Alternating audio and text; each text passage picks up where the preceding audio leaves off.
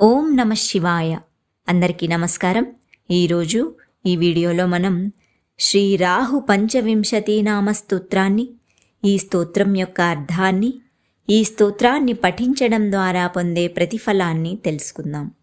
ముందుగా స్తోత్రాన్ని విందాం.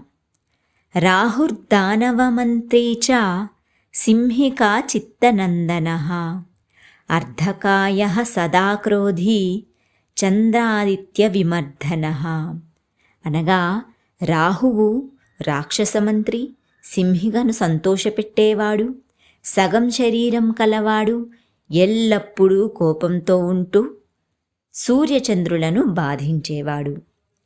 రౌద్రో రుద్రప్రియో దైత్యః స్వర్భానుర్భానుభీతిదః గ్రహరాజః సుధాపాయీ రాకాతిథ్య భిలాషకః. అనగా కోపిష్టి, రుద్రుని భక్తుడు, రాక్షసుడు, స్వయంగా ప్రకాశిస్తూ ఉండేవాడు, సూర్యుని భయపెట్టేవాడు, గ్రహాల రాజు, అమృతాన్ని పొంది అమరత్వం పొందినవాడు, చంద్రగ్రహణం కలిగించే కోరిక కలవాడు. కాలదృష్టి కాలరూపః శ్రీకంఠహృదయాశ్రయః విధుంతదః సైంహికేయో ఘోరరూపో మహాబలః.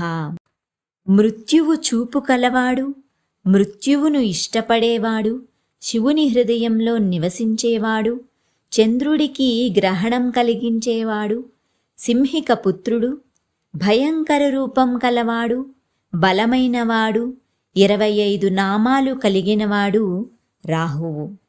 గ్రహపీడా కరోదన్శ్రీ రక్తనేత్రో మహోదరః పంచవింశతి నామాని స్మృత్వా రాహుం సదా నరః. గ్రహాలను పీడించేవాడు, పెద్ద దంతాలు కలిగినవాడు, ఎర్రటి కళ్ళవాడు. మనిషి ఈ రాహువు యొక్క 25 నామాలు పఠించి ప్రార్థిస్తే చదివిన వెంటనే గ్రహాల యొక్క ప్రతికూల ప్రభావం తగ్గించేవాడు.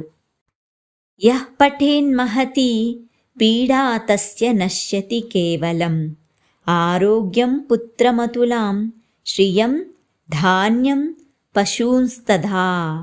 అనగా ఈ స్తోత్రాన్ని పఠించిన వారికి బాధలన్నీ తొలగి మోక్షం లభిస్తుంది, మంచి సంతానం కలిగిస్తుంది, ధనధాన్య పశు సంపదలు సమృద్ధిగా లభిస్తాయి. దదాతి రాహుస్తస్మై తు యః పఠేత్ స్తోత్రముత్తమం సతతం పఠతే యస్తు జీవేద్వర్షశతం నరః.